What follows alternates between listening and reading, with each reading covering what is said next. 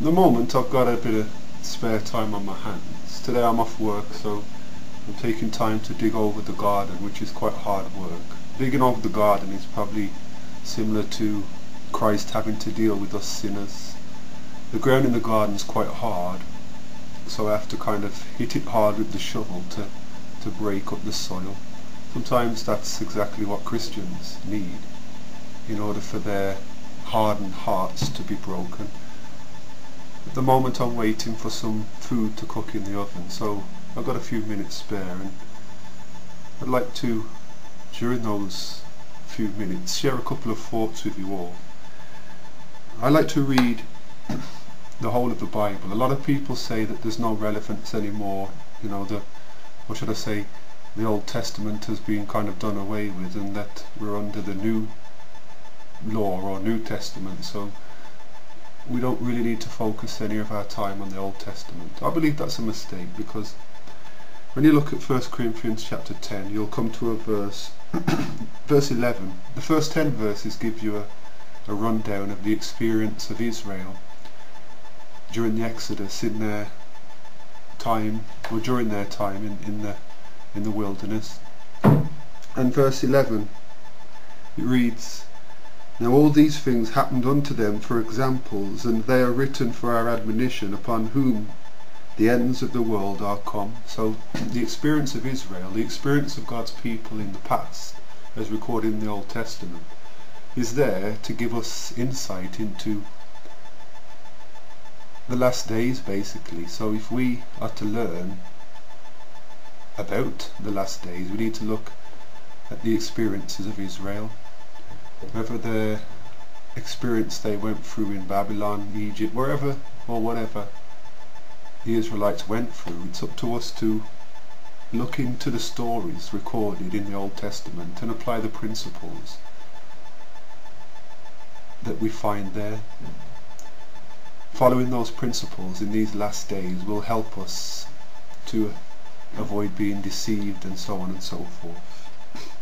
I look back at the story of Noah, and Jesus says in Matthew 24, I think it's verses 36 to 39, that as in the days of Noah, so shall it be in basically our time.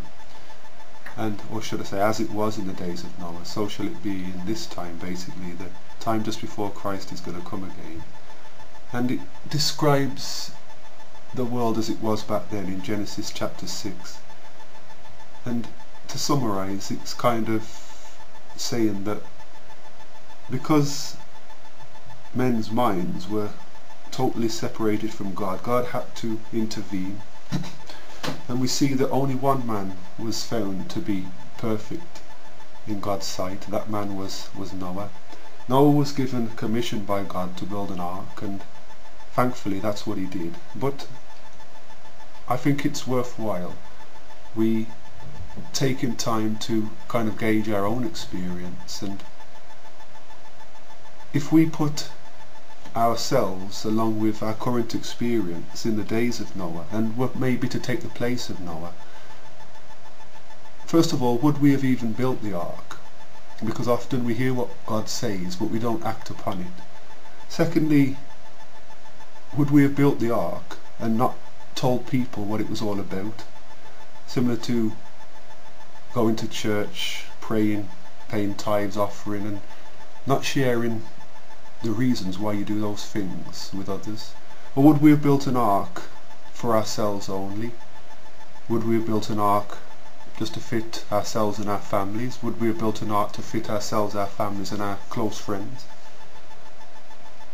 I like to think that I would have built an ark that would have accommodated everyone, but sometimes, because of how I feel, the ark that I'm building in this time is basically useless.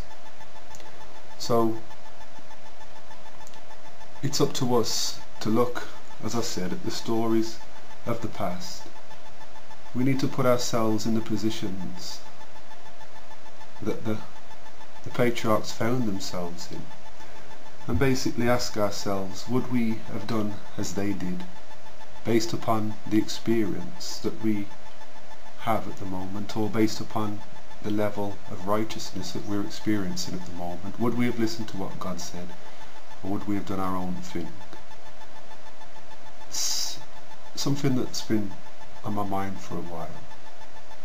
So share with me your thoughts and